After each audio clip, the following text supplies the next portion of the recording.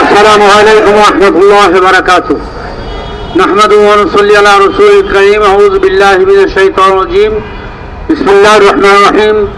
জাল হাক্কু ওয়া যাহাকাল বাতিল ইন্নাল বাতিলা কানা যাহুকা। সত্য এসেছে, মিথ্যা পরাজিত হয়েছে। সত্যর আলো চিরজীবন জ্বলবে ইনশাআল্লাহ।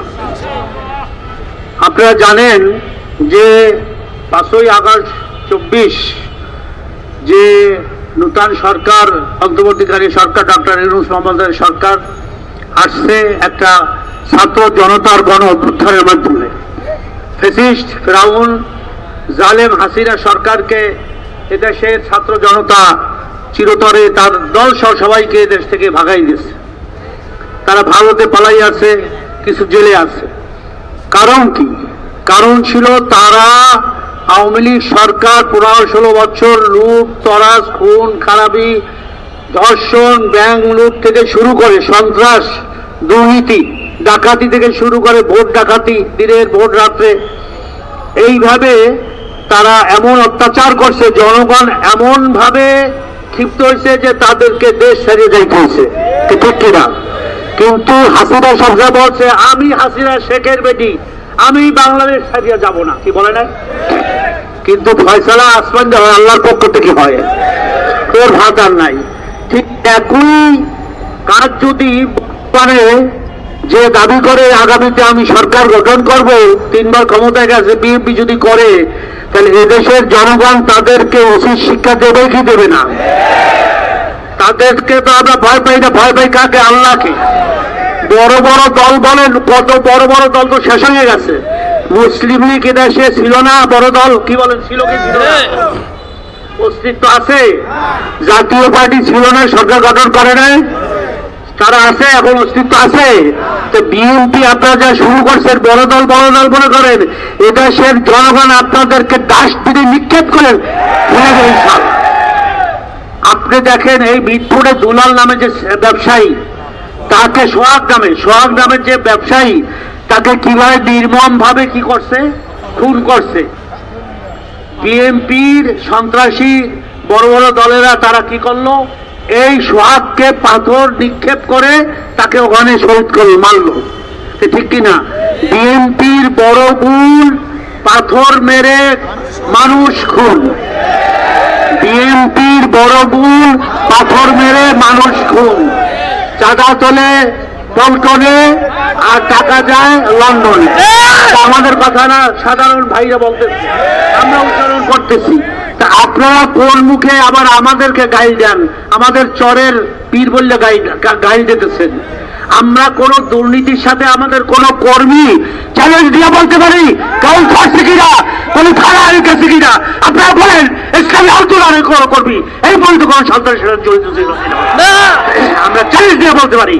আর আপনাদের সব জায়গায় চাঁদাবাজি, সব জায়গায়, মাঠে ঘাটে, সিএনজি স্টেশনে, বাজারে, দোকান পাটে, সব জায়গায় এই পর্যন্ত 129 জনের মতো তারা খালি এই চাঁদার জন্য নিজেরা ঝগড়া করে মারা গেছে, খুবই হয়েছে নিজেরা। সব জায়গায় চাঁদাবাজি। তা আপনারা ক্ষমতায় যাওয়ার আগেই এই অবস্থা দেশের, ক্ষমতায় যাইলে কি করবেন? ও বিএনপির বন্ধুরা, নেতারা আপনারা উত্তর দেন। আমরা পিয়ার বলে, পিয়ার চান না কেন? পিয়ার হইলে আপনারা হইতে পারবেন না। এদেশের জনগণ আপনাদেরকে ভোট দেবে না।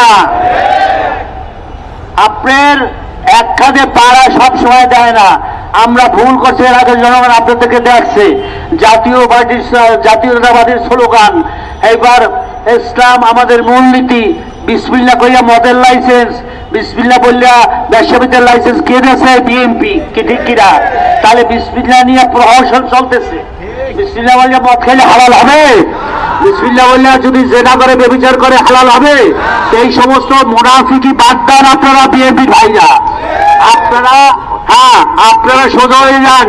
এবং এই যে হত্যাকাণ্ড হয়েছে সোহাগকে, এটা আমরা বর্তমান আমরা অন্তর্বর্তীকালীন সরকার, ডক্টর বাবুল সরকারকে বলতে চাই, ওদেরকে ধরে দৃষ্টান্তমূলক শাস্তি দেন এবং তাদেরকে ফাঁসির কাছে প্রকাশ্যে ঝুলান, যাতে করে এদেশে আর কোন হত্যাকাণ্ড, দুর্নীতি, চাঁদাবাজি, ধর্ষণ আর হয়। এটা ইসলামী